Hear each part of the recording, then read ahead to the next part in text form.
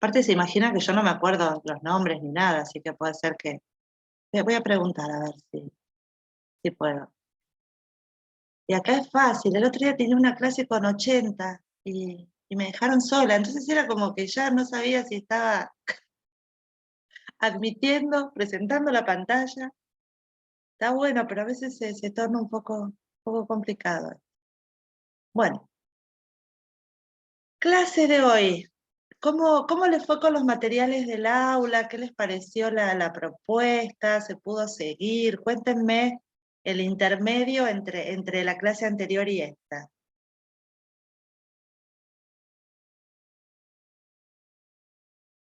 ¿Cómo fue la experiencia intermedia? Porque la realidad es que este tipo de propuesta no se queda solamente en esta horita, porque si no sería como muy pobre. Entonces, la idea es que la clase o el encuentro de alguna manera siga vivo en lo que es la reposición del aula virtual y las propuestas. ¿Cómo les fue con eso? Yo creo que por lo que yo vi, estuvo buenísimo que se hayan inspirado en escribirle la carta a Beatriz, porque hay un montón de cartas, pero si me cuentan cómo les fue a ustedes en el intermedio, si les interesó volver a mirarlo, si de alguna manera encararon el tema de las imágenes otra vez, cuéntenme, alguien que me cuente cómo fue esa experiencia del intermedio, que creo que es importante empezar a pensarla en estas propuestas virtuales. Hola Ana. Hola, ¿Qué tal? Buen día a todos. buen día María Eugenia. En mi caso, verla, la implementé como te dije, que la iba a tomar para la clase del lunes. Así que la volví a ver y la volví a ver acompañada de todo el grupo de estudiantes.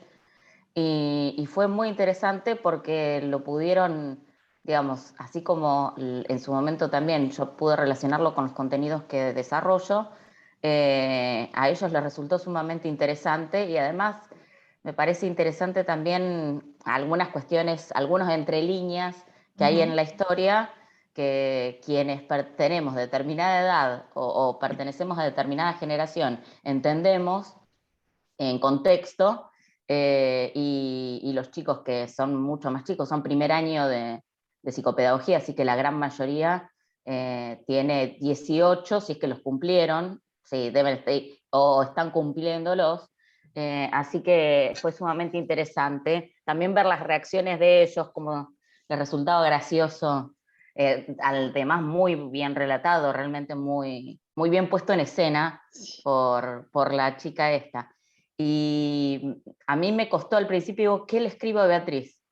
Y tener la hoja en blanco fue un momento crítico. Pero después, ni bien puse, hola Beatriz, ahí la cosa cambió y me dejé llevar, fluyó. Me parece que eso también fue interesante porque también se ponen en juego, creo que muchísimas cosas que no registramos muchas veces, que es también el formato de una carta, cuál es la finalidad. Es como que también me movilizó mucho desde ese lugar porque también una de las cosas en las áreas que me desarrollo es en alfabetización y tenemos en cuenta esto de los formatos textuales y demás. Así Bien, que como que me movió muchas cosas. bueno, muchas gracias. Entonces, tenemos el Padlet de las estrategias de enseñanza, que lo volví a ver, me mató la última de Rodrigo del Mono. Mírenla porque está buenísima. Estás ahí, Rodrigo. Pues, la verdad que la imagen me pareció súper interesante para repensar esta idea de estrategia de enseñanza. Me gustó mucho cuando retoman los conceptos y vuelven a encontrarle la vuelta. Fíjense todas las maneras que hay de hablar de algo. A veces pensamos que es una definición que tenemos en un libro, y cuando le vamos dando densidad, fíjense que a medida que vamos andando le vamos sumando estrategias. Tenemos la estrategia de las imágenes. Cualquier contenido de enseñanza puede de alguna manera reflejarse en una imagen. Entonces fíjense que dentro de cada campo disciplinar y jugando no solamente con algo muy directo, sino con la imaginación, ustedes pueden ampliar el universo de un concepto como el de estrategias. Eso está a mí me gusta mucho como volver a ver cómo se va enriqueciendo y que nada tiene como final. Sí les voy a pedir que si no está el nombre de ustedes, abajo en comentarios le pongan el nombre, así yo después puedo ir armando como el perfil de ustedes a partir de la imagen. Y en realidad me parece que quedó muy rico eso. Si queremos entender lo que es una estrategia de enseñanza, miremos las imágenes, que ahí vamos a tener un paneo general. Después arrancamos con la primera estrategia de enseñanza, que es la narrativa. Yo ahora les iba a pasar algunos apuntes, no estoy encontrando el que quisiera en formato digital, pero lo voy a hacer digitalizar. Hay un libro de Kieran Egan y Hunter McEwan que se llama La narrativa en la enseñanza, el aprendizaje y la investigación. ¿Qué es un relato? Un relato tiene que ver con contar algo. Entonces, en ese relato hay otros ingredientes, además del discurso objetivo, como puede ser, por ejemplo, la emoción, o como puede ser, por ejemplo, en la lectura entre líneas. No nos olvidemos que las sociedades ágrafas construían memoria alrededor del fuego narrando. ¿Y por qué en las clases dejamos de narrar? Podemos contar situaciones en forma narrativa, podemos darle un poco de onda a lo que contamos, y seguramente una clase que a lo mejor no es toda narrativa, pero que tiene pequeñas puntadas narrativas, funciona. Entonces, Jackson dice que la narrativa tiene dos funciones. Una es epistemológica, los contenidos están enlazados en la narrativa, y la otra es transformadora. ¿Por qué? Porque muchas veces la narrativa nos inspira a determinadas acciones. Y piensen, por ejemplo, en los grandes relatos de las religiones, están todos en formato narrativo. O los cuentos infantiles tienen un formato narrativo. ¿Me siguen hasta ahí? Entonces, tenemos la estrategia de la narrativa. Las cartas a Beatriz, y la demanda de hoy, ¿cuál era? Traer una narrativa, para poder, vamos a ver ejemplos de esta como de esta cosa, la función epistemológica y la función transformadora. Me gustaría escuchar algunas cartas, pero en la voz de ustedes, aunque sea 2 o 3. Me llamaron la atención algunas, ¿no? Hay una que está de puño y letra, Germán la escribió y creo que le sacó una foto. No sé si estás ahí, ¿Cómo Germán. estás? Hola, ¿Qué decís? me Sí, sí, encantó fui yo. ese detalle, no menor. Quedó un poco ridícula la letra, pero es la mía. Yo después me miraba y digo, eso escribo, claro, tantos años con la computadora, hay una realidad, ¿eh? Uno Ajá. va perdiendo el uso del puño y letra, digo, bueno, pero esa es mi letra, con 46 años, ¿eh? Lo acepto así abiertamente. Pero sí, sí, de Me hecho me fui a pareció buscar una genial. lapicera, me fui a buscar una lapicera de tinta, viste que abajo está, como para ponerla en contexto también en la foto. Y lo que decía María Eugenia, yo me fui a releer el relato, ¿no? El texto, no lo volví a escuchar. Este texto lo había leído hace muchísimo tiempo y cuando, escuchando el otro día a la chica que hacía la expresión, hablaba de que el padre estaba preso, no lo había puesto en contexto de por qué. Bueno, volviendo a leer buscando más información aparece, ¿no? La ubicación temporal, el tema de la dictadura en Uruguay. Claro. Era algo que interesante, me había pasado de largo como que tenía un padre preso por, qué sé yo, por robo, por lo que fuera, y tenía un contexto político, ¿no? Interesante. Así que, y Benedetti tampoco es de mis favoritos, lo tengo siempre asociado más a la poesía, ¿viste? No estoy no soy muy adepto a la poesía, pero el relato es fantástico realmente. ¿Querés leer tu carta, Germán? Para que la tengo, la leo acá Si tenés ganas, ¿eh? Sí, porque realmente me la leo pareció acá de puño que, y letra, digo, claro, ¿eh? vieron que ya no escribimos más cartas, y a mí me pasa No, que el formato epistolar tiene mucho de narrativo. Fíjense que, bueno, se puede enseñar historia a través de cartas, desde las cartas de los, qué sé yo, de los soldados de la Primera Guerra Mundial. Yo siempre voy a ejemplos más de mi campo, pero seguramente en sus campos disciplinares hay alguna carta perdida que le puede dar, yo digo siempre, un poco de perfume a tu clase. A lo mejor tu clase sí, tiene una estructura como cualquiera, pero mi idea en estas estrategias es darles a ustedes como algunas posibilidades de encontrarle algún momento así, como yo digo, el momento ja en el que hay algo en la clase que atrapa desde otro lugar. Y por ejemplo, cuando yo sí, leí todas las cartas, ¿qué me atrapó de la de Germán? El puño y letra. Hay otra, perdón, ahora leemos la de Germán, que también me resultó como diferente, que es la de Paula, que toma una letra de la computadora, pero una letra que es como cursiva, como la letra a lo mejor de los diplomas. y a esas dos cartas les vi como una personalidad en la puesta en escena. Así que bueno, Vos sabés, Ana, a veces también es un desafío, yo estoy en el ámbito de la ingeniería y ¡Wow! romper con esa estructura no es tan fácil quizá como en otro ámbito, el campo social.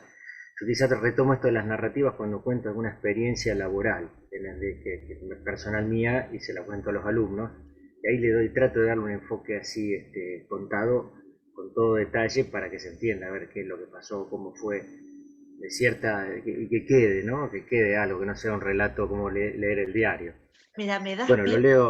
leí la carta y después digo lo que iba a decir, porque yo solamente este mensaje, todos los campos disciplinares pueden vincularse con la narrativa. Te escuchamos, Germán.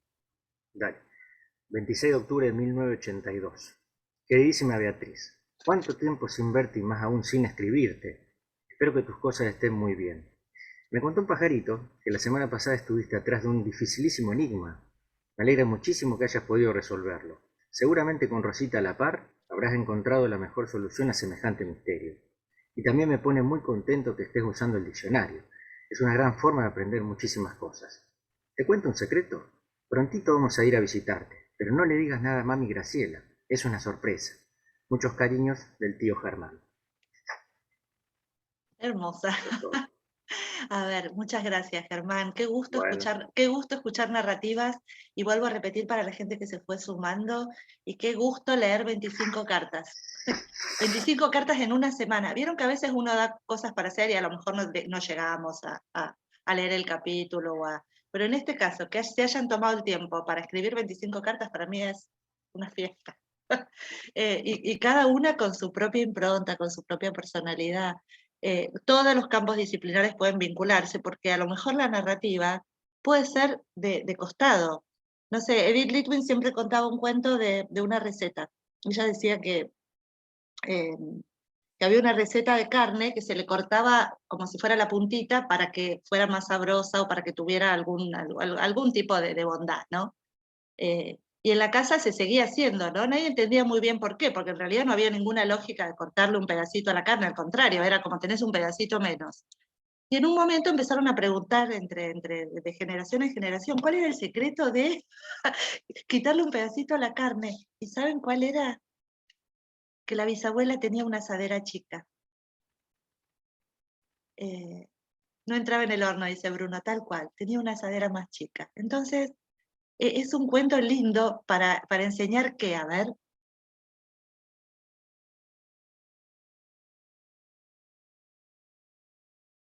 ¿Qué se les ocurre que Sobre las se puede? diferentes perspectivas, quizás. Sí, ¿qué más? preguntarse el porqué de las cosas que hacemos, ¿no? No Tal, hacerlas en forma. El valor de las tradiciones familiares, genial, herencia familiar. genial. Fíjense todas las cosas que se pueden enseñar. La repetición acrítica de un procedimiento que a lo mejor no tiene sentido. Digo, me gusta mucho como encontrarle la vuelta a pequeños cuentos que vos decís, bueno, a ver, en lo que yo enseño, porque cuántas veces se repiten las cuestiones, como dice Claudia, por tradiciones o sin preguntarse por qué. Y bueno, la narrativa esa te ubica en un lugar a partir del cual lo descubrís, ¿no? Y es una pequeña narrativa. Y en la enseñanza lo hacemos un montón, ¿no? Como el mantra. repito y sin sentido, repito. ¿Cuántas cosas buscar dentro de los campos disciplinares? ¿Cómo hacemos una repetición automática? Bueno, gracias Germán, un placer escucharte. Pregunto, hay 25 cartas, yo las leí, en general voy devolviendo de a poco, no devolví nada porque me las quise leer todas. ¿Alguien tiene ganas de leer la suya? No se peleen. Porque estaría bueno como leer otra más antes de seguir.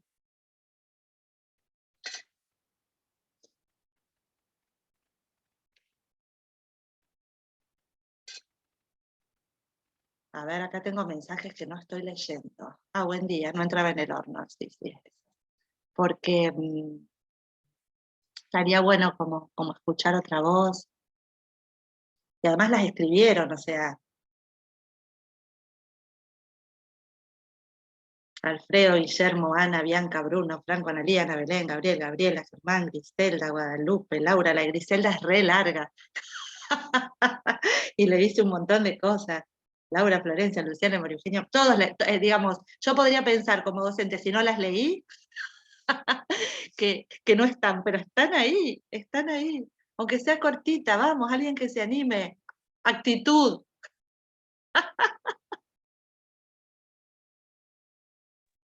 Hola Ana, buen día. Vamos, Andrea, dale, me encantó. Sí, yo la mía no la subí, la hice, pero la tengo ahí para que prenda. Cierto, es verdad. Y resalté una cuestión que me quedé de la clase pasada, que dije de la curiosidad que Ajá. encontraba en esta niña y la enlacé con el deseo. Pero bueno, no me puse tan en personaje como hizo Germán, que se convirtió ahí en un tío y se fue a la fecha de... yo lo puse en hoy y lo firmé con mi nombre y puse, Dulce Beatriz, qué alegría me dio haber recibido tu carta y saber que estás creciendo con ganas de aprender. ¿Cuántas preguntas? Por eso lo primero que quiero destacar es tu deseo de indagar y saber. Ese deseo que es tuyo, siempre es importante que se encuentre con alguien que pueda acompañar. Digo acompañar porque la guía de ese viaje la llevas vos. El deseo nos pone en movimiento y es ahí donde te veo inquieta. Quiero que sepas que estoy aquí para charlar un rato y para acompañarte. Espero con ansias tu próxima carta. Siempre te recuerdo como una niña despierta y curiosa. Saluda a mamá de mi parte, las extraño mucho. A la distancia te mando un beso y un abrazo grande. Muchas gracias, Andrea. Fíjense qué ritmo le da el género epistolar, ¿sí? Hermosa, porque tiene esa cadencia, estas dos cartas, ¿no? La cadencia del ritmo de una carta, ¿no? Me quedé pensando en lo que decía Germán. En una época me había agarrado el ataque de la metáfora del puente. Entonces empecé a buscar, porque me parecía que el puente unía dos cosas, y empecé a trabajar dentro de la enseñanza, qué cosas podías unir. Y empecé a buscar puentes importantes en el mundo, ¿no? Puentes a través del tiempo. Y encontré un montón de historias de puentes, que a lo mejor es una pavada, pero digo, de todos los campos disciplinares es solamente como iniciar esa búsqueda de pequeñas narrativas emocionantes. Me encantó la carta de Andrea. ¿Qué quieren hacer? ¿Leemos otra carta o arrancamos con la función epistolar y transformadora del relato?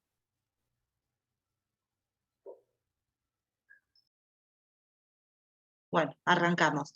Les digo que es un ejercicio muy hermoso que entren al Drive y lean algunas cartas al azar. Por eso, a mí me parece que la posibilidad de tener acceso a todas las producciones del grupo es un don, y porque si no es como que quien está acompañando, coordinando, lee y aprende, y se aprende con cada carta porque cada una tiene un montón de detalles para seguir, desde el estilo, las preguntas, lo que retoma del cuento, y cuando uno escribe una carta hace una selección de por dónde quiere ir y por dónde va a entrar. Entonces la idea sería que lean algunas ustedes. Bien, la segunda cuestión de este sábado era buscar alguna narrativa que pudiera pensarse en el marco de una clase. Yo tengo algunas por las dudas, pero sé que por lo que leí, sé que hay también propuestas. ¿Alguien tiene ganas de contar cuál eligió? Y vamos a trabajar algunas cuestiones posibles como estrategia.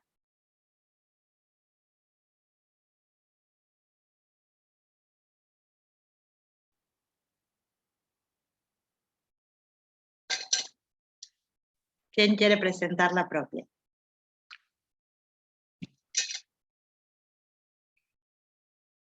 Hola, buen día. Hola Alfredo, buen día.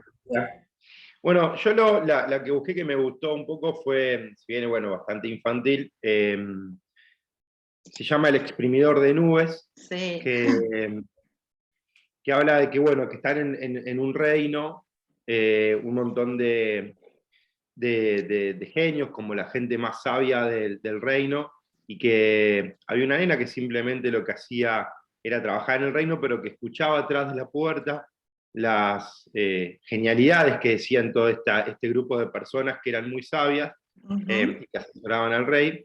Pero bueno, escuchando y escuchando se fue dando cuenta que siempre hablaban de lo mismo, que no había nada nuevo por aprender. Entonces ella por sus propios medios empezó a buscar libros, a conocer libros, a leer, a estudiar, y empezó a darse cuenta que podía seguir aprendiendo más allá de lo que decían estos genios.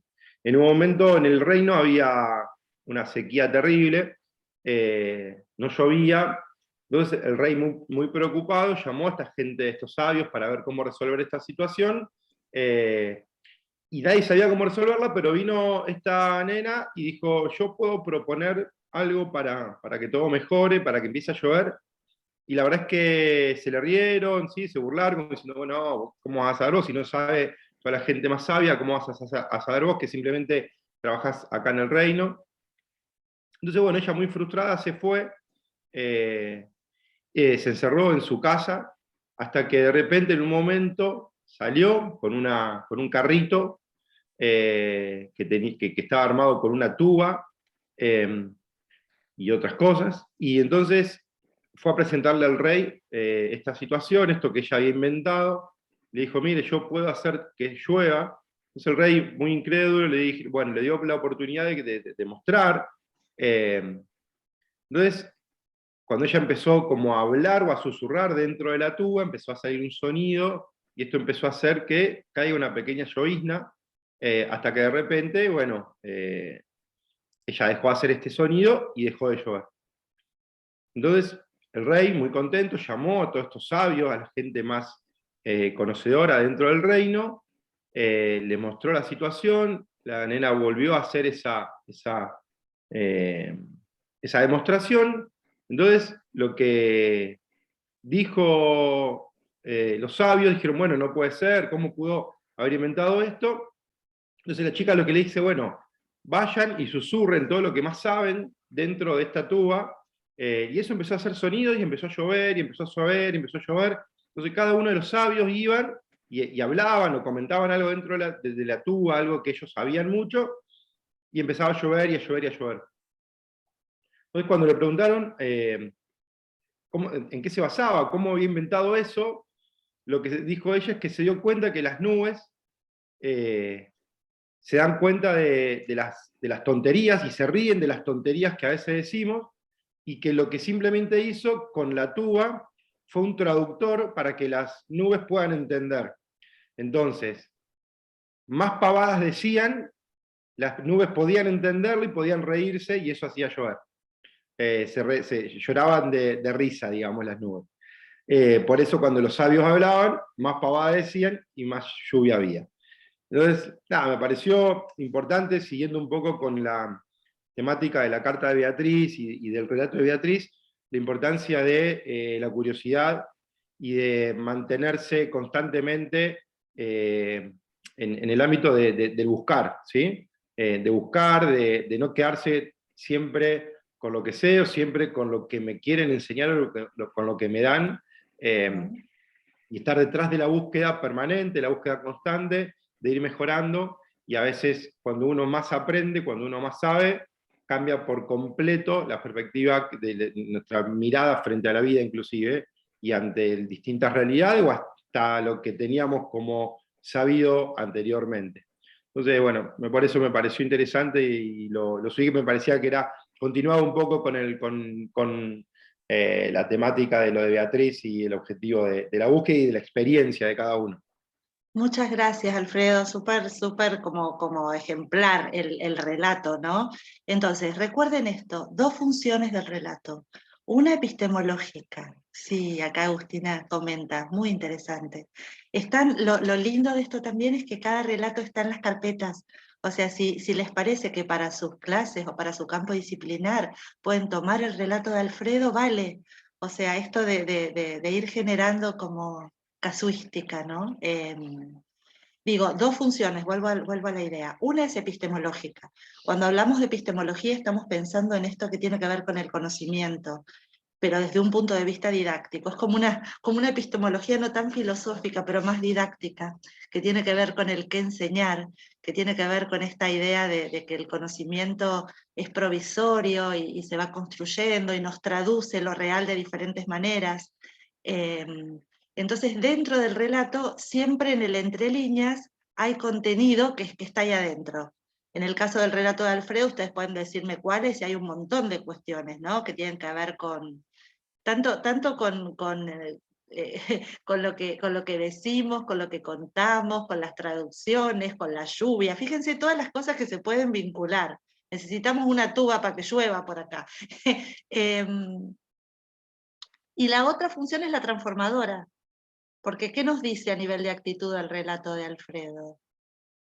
¿Cuántas pavadas decimos? Entonces, la función transformadora, dice Philip Jackson, es misteriosa, porque nunca sabemos cómo va a operar. Cuando elijan relatos para sus clases, piensen en estas dos cuestiones, porque las estrategias después tienen esa casuística, ¿no? La función epistemológica, ¿qué estoy enseñando con eso? Y la función transformadora, que muchas veces cuando trabajo prácticas profesionales es muy interesante incorporar relatos. Y ponemos a los políticos en fila a hablar en la tuba, dice Franco. Sí, claro. Y no solamente a los políticos, ¿no? También está bueno el comentario, también en relación a los comentarios que hacemos sobre las cosas que generan todo un entorno, digo, no deja de ser interesante. Bueno, me gustó un montón el relato de Alfredo, que además como es es la primera carpeta que leí. Me gustaría compartir otro relato más. ¿Quién tiene ganas de contarlo? Se va entendiendo, ¿no? Y lo vamos a pensar en esta clave, función epistemológica, función transformadora. Ay, me encanta la compañía de Ana Belén, qué precioso. Mi perro todavía no quiso venir a la clase, así se lo muestro y saluda. Tengo acá a Griselda. Adelante, Griselda. Bueno, buen día. Buen día. Yo elegí 3 historias de Eduardo Galeano, 3 historias de mujeres, que si bien no tienen que ver en realidad con lo que yo enseño, sí, a ver, con lo que enseño desde lo disciplinar, que es contabilidad, está muy alejado la historia en sí del feminismo, podría decirse. Quizás alguien experto más en sociología podría definir de un modo, pero bueno, creo que sí que hoy que se habla tanto de perspectiva de género, y bueno, por 2 razones. Elegí por Eduardo Galeano, porque bueno, es uno de los escritores latinoamericanos que admiro mucho, y por las 3 mujeres que él elige para sus historias: Alfonsina Storni, Eva Perón e Isadora Duncan, cada una en su plano de, digamos, desde donde buscó cambiar el pensamiento de su época, ¿no? O generar políticas para cambiar cuestiones de ese momento, o desde el arte mover, digamos, un poco las cabezas. Así que bueno, si tuviera que en algún momento trabajar desde algún seminario, alguna cuestión, creo que por ahí lo hago más desde el punto de vista político, no tanto de política universitaria, no tanto en la clase clásica, ¿no? De la universidad. Creo que tomaría esto como para trabajarlo, ¿no? Para ver, digamos, qué nos pueden brindar desde sus vidas estas 3 mujeres, y desde el relato, ¿no es cierto? Ese relato interpelador también o cómo relata Eduardo Galeano. Así que bueno, por eso elegí esto. Muchas gracias, Griselda. Entonces, si quieren leer las 3 historias, están en el Drive. Y me quedo con 2 cosas que dice Griselda. Qué bueno que es que, primero les agradezco un montón las participaciones, porque en mi perspectiva de la enseñanza, por más que este sea un encuentro sincrónico, para mí estamos acá. Yo estoy acá con ustedes, con toda la presencia posible, ¿no?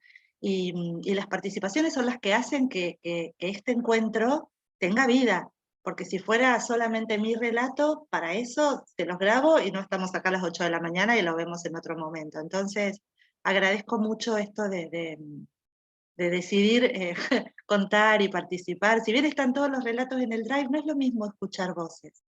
Entonces, para mí es todo un desafío darle vida a los encuentros sincrónicos y que sintamos que hay una presencia real, ¿no? Hago este paréntesis porque este sería nuestro tercer encuentro, ¿no? Tercer encuentro, qué maravilla. Retomo algunas cosas de lo que dice Griselda. Ella habló de la clase clásica de la universidad. ¡Wow!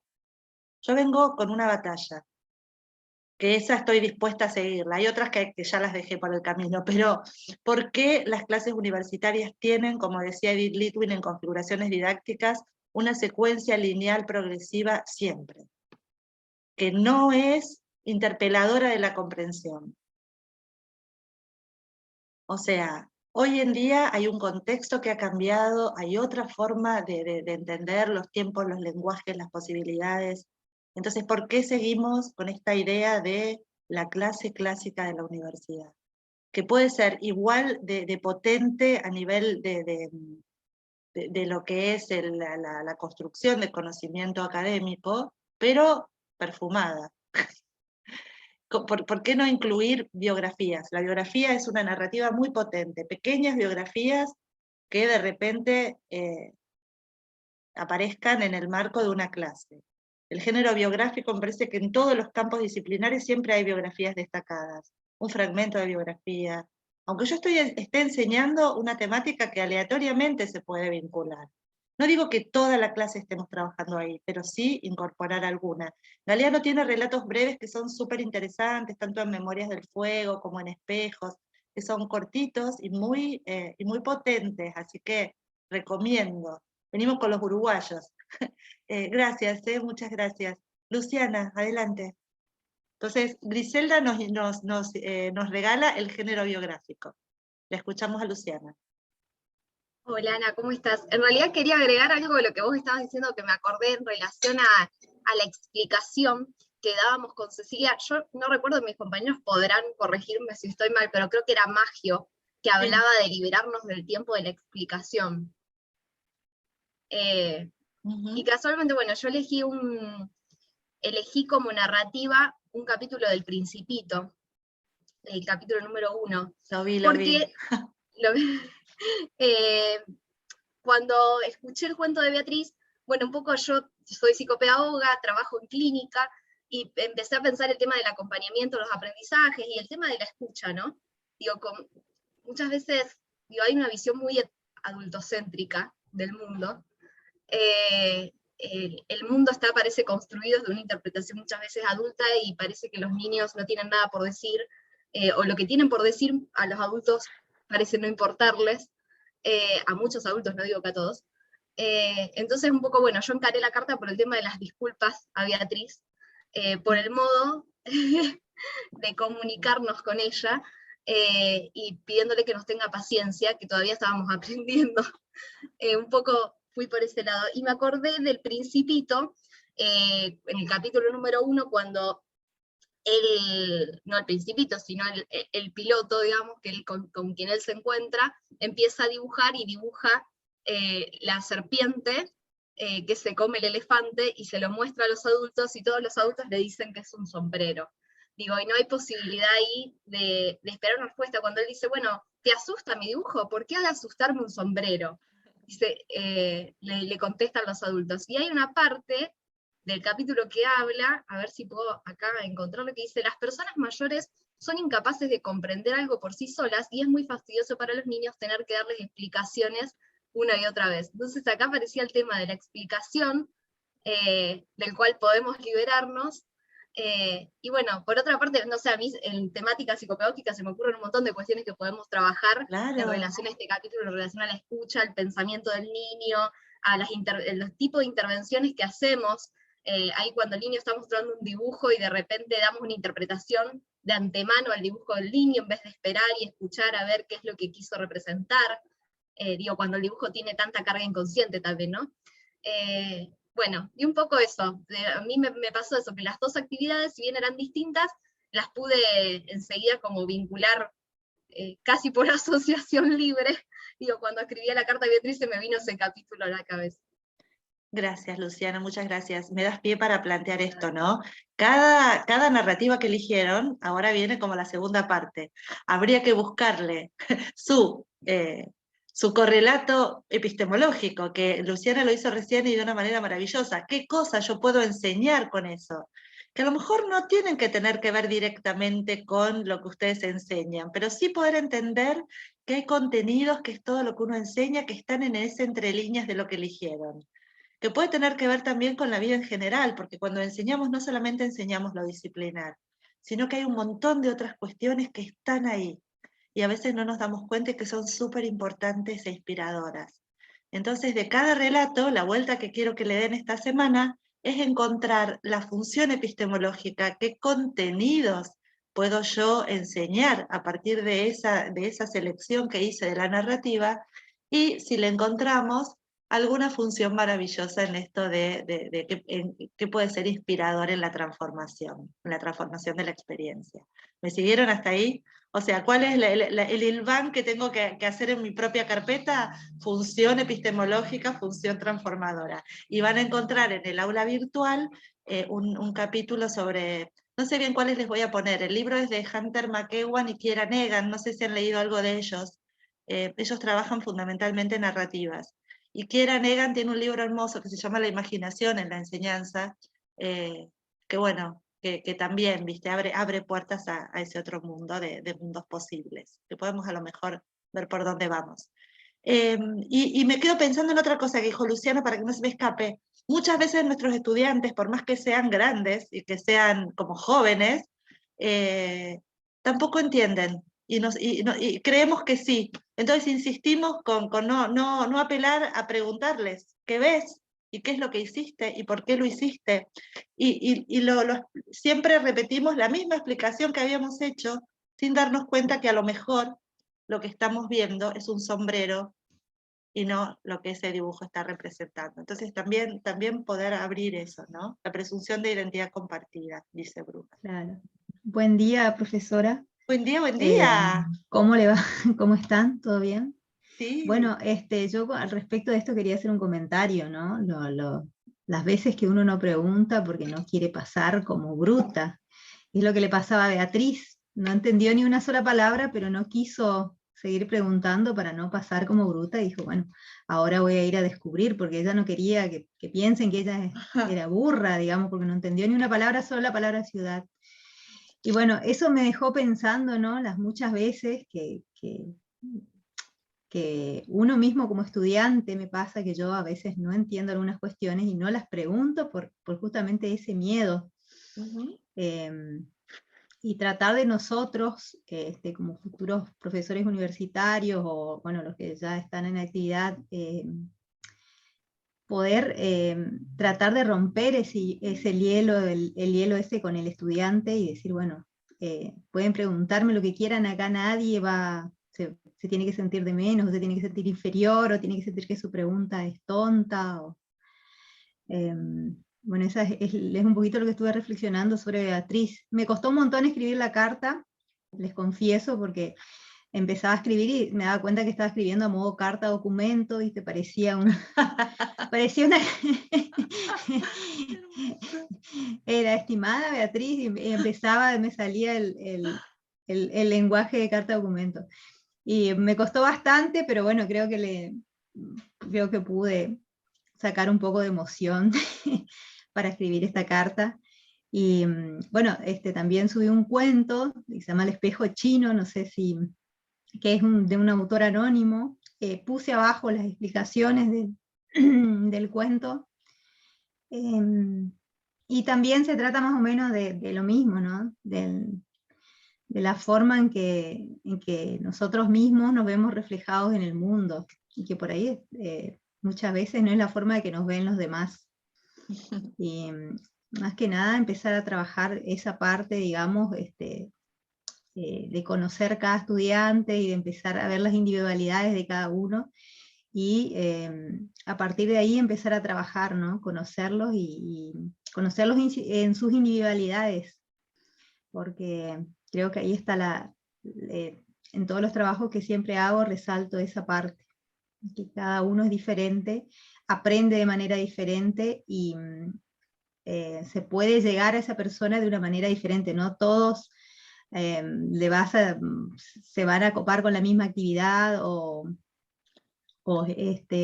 se van a sentir atrapados con una misma cosa. Bueno, a mí particularmente me costó mucho hacer esta actividad, la hice, pero me hubiese gustado algo así más práctico, más, no sé, son actividades que me cuestan hacerles, soy sincera.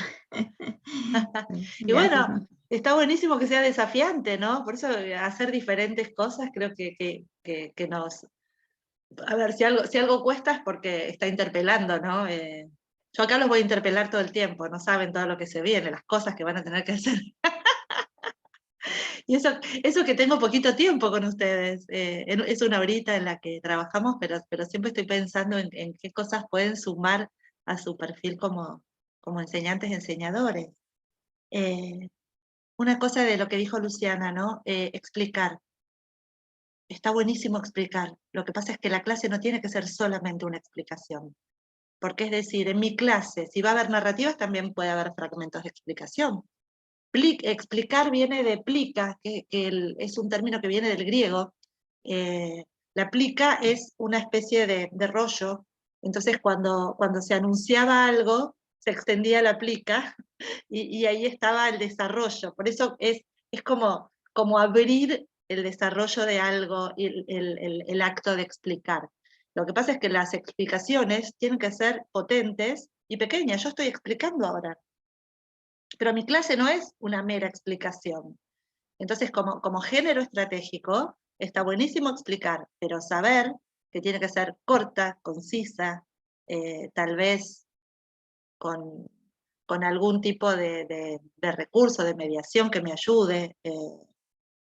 Lo que no puedo pensar es que mi clase sea solo una explicación en formato de secuencia lineal, progresiva, porque no hay desafío.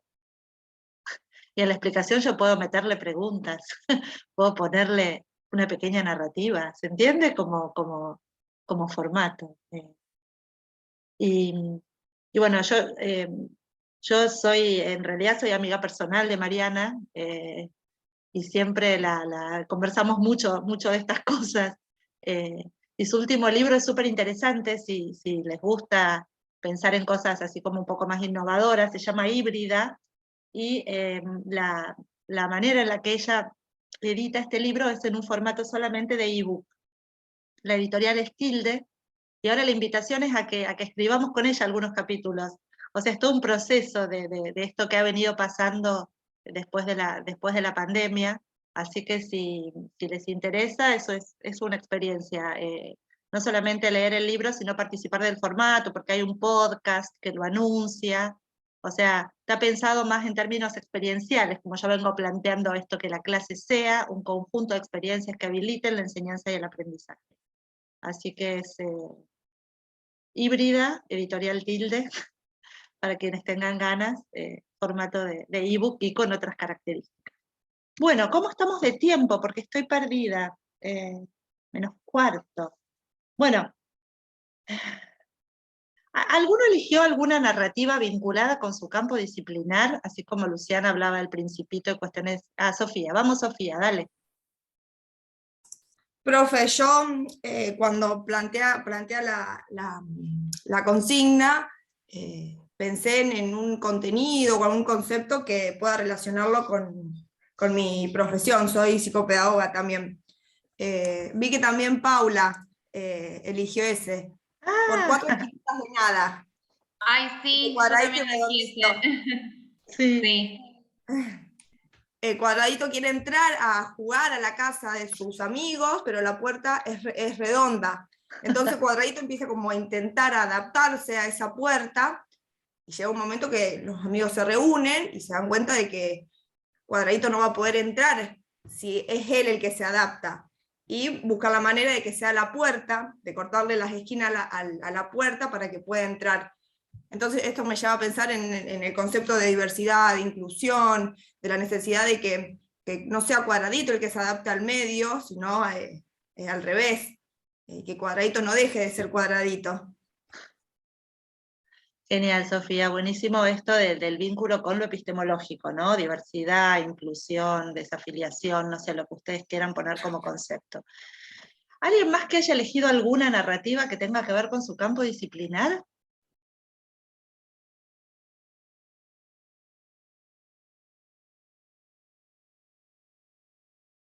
Profe, sí. Yo, ¿cómo va? Hola, En realidad, yo soy psicóloga y tengo la idea de, no lo encontré, estoy en búsqueda de... No hay problema. De esa narrativa que a mí me conecte, pero bueno, lo que me pasó desde la clase pasada, todo con lo de Beatriz, es el poder de las palabras.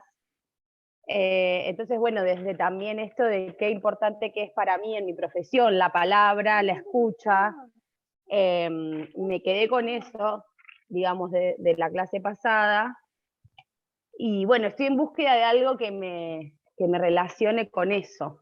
Buenísimo, buenísimo. Acá no hay tiempo, se dieron cuenta, ¿no? Si ustedes quieren como encontrarla en este transcurso, no hay problema. Lo que sí está bueno es que vayamos pensando la función epistemológica, la función transformadora.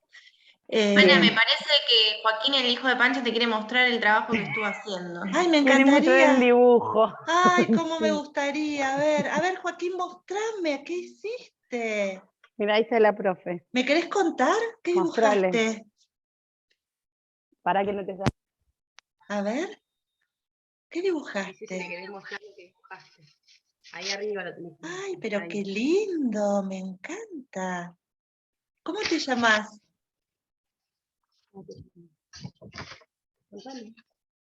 ¿Me querés contar cómo te llamas? Ay, qué vergüenza.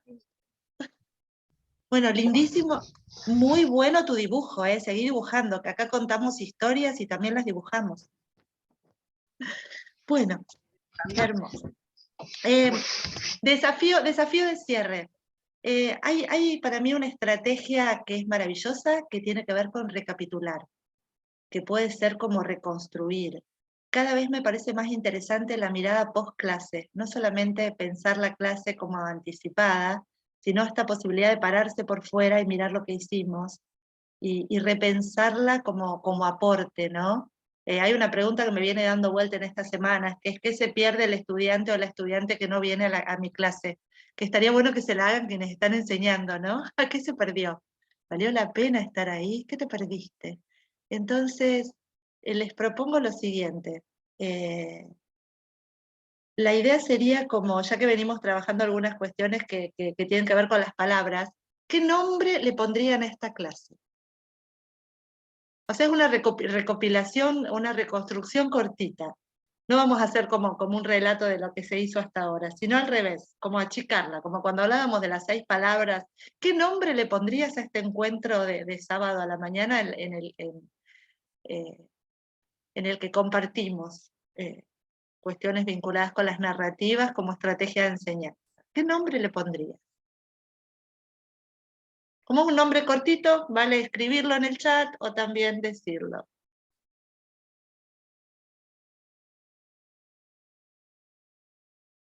Ahí yo lo digo, transformadora. Transformadora, genial. Transformadora. Aprendiendo a narrar para enseñar, dice Bruno.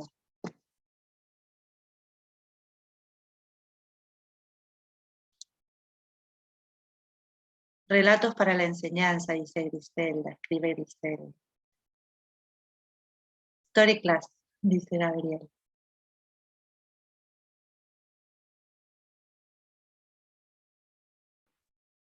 Le copiaría el libro de Bucay, Cuentos para pensar.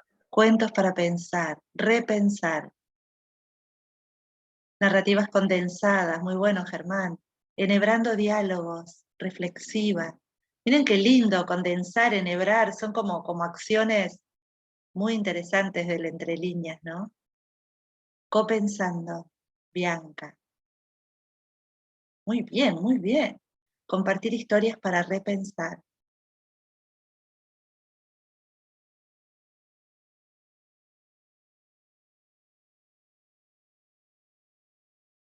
Bien. Vieron cómo condensa, ¿no? Tejiendo narrativas. Los títulos condensan. está buenísimo que trabajen esta estrategia, ¿no? Terminás la clase y decís, ¿qué nombre le pones a esta clase? Se van a sorprender. Van a encontrar dibujos que son dibujos. Invitación a la reflexión. Entonces, buenísimos los títulos. ¿La estrategia que estamos trabajando cuál es?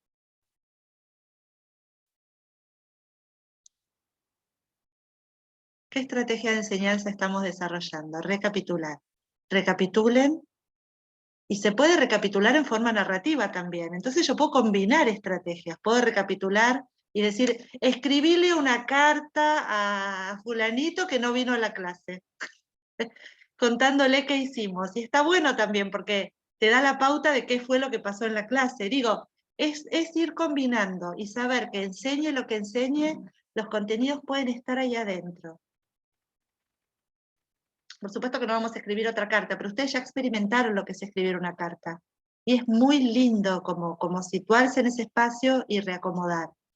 Hay un cuento de Italo Calvino en un libro que a mí me gusta mucho, que se llama Ciudades Invisibles, que no lo voy a leer porque voy a demorar demasiado, pero sí se los voy a compartir. Estos cuentos de Italo Calvino relatan ciudades diferentes. Una de las ciudades se llama Eufemia, y Eufemia es la ciudad de los intercambios. Y en la ciudad de los intercambios, cuando llega la noche, se sientan en el fogón y cuentan historias. Y en esas historias, todo lo que contamos se transforma en propio. Entonces, tus hermanos se transforman en tus hermanos, tu perro se transforma en el perro de los demás, y todo lo que contás se hace propio y se hace colectivo. Entonces la idea es que cada historia que subimos en nuestras carpetas, que no es el fogón, pero que intentaría ser un fogón, son historias que de alguna manera se transforman en historias compartidas que ustedes pueden trabajar en cada clase. Para cerrar, les voy a contar otra historia más. Es un cuento infantil que una vez me contó en una clase Alicia Camiloni, que es un cuento de una escuela de trenes. Resulta que en la escuela de trenes se enseñaba a cada trencito a andar siempre por la vía, a frenar cuando bajaba la señal, a arrancar cuando subía, a ser puntual, y todas esas cosas que tienen los trenes. Un día uno de los trenes sale a andar por la vía y mira y se encuentra con caballos salvajes que corrían por el prado y se pregunta por qué es tren y por qué tiene que ir por la vía cuando los caballos están tan felices corriendo.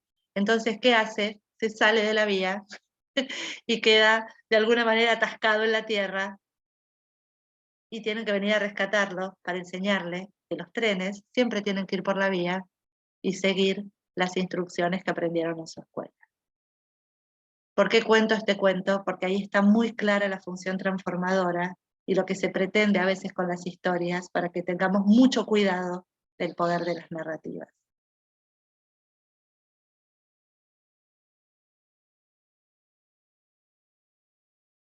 Ojalá en esta semana quienes están enseñando se animen a contar pequeñas narrativas en sus clases, y narrativas que vayan encontrando y que tengan una función epistemológica.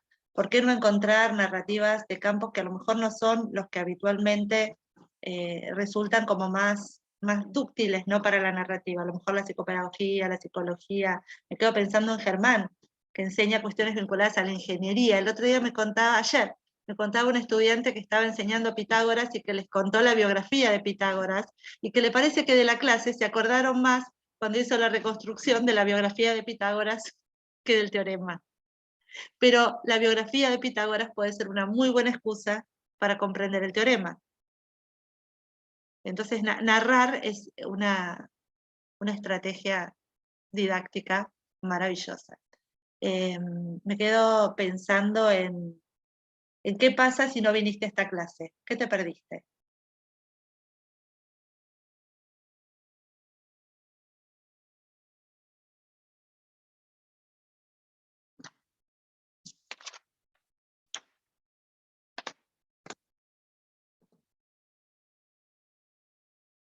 Me voy a preocupar si no te perdiste nada.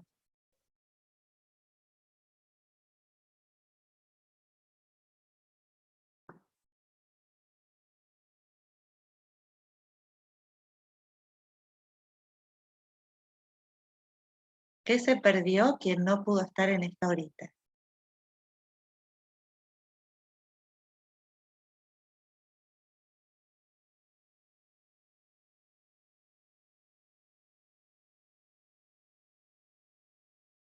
Entender la finalidad de las actividades para hoy y las funciones de la narrativa. Repensar el valor y la potencialidad de las narrativas. La diversidad también, Ana, de las diferentes experiencias, porque todos pudimos hacer, bueno, el que pudo hacer la carta y pudimos buscar una narrativa, son todos muy distintas, digo. Entonces está bueno también escuchar a los compañeros y enriquecerse y nutrirse de lo que el otro también pudo hacer. Genial, gracias. Bueno, antes de que, a ver si quieren algo más, acá hay algunas cosas en el chat que pueden ver. Yo me hubiera perdido un montón de cosas, no sé, la emoción de escuchar la carta de Germán, la manera maravillosa en que Luciana expresó los contenidos del Principito, te perdiste de poder rever tus métodos y estrategias de enseñanza, coincido con Bianca y Luciana, el compartir enriquece, maravilloso.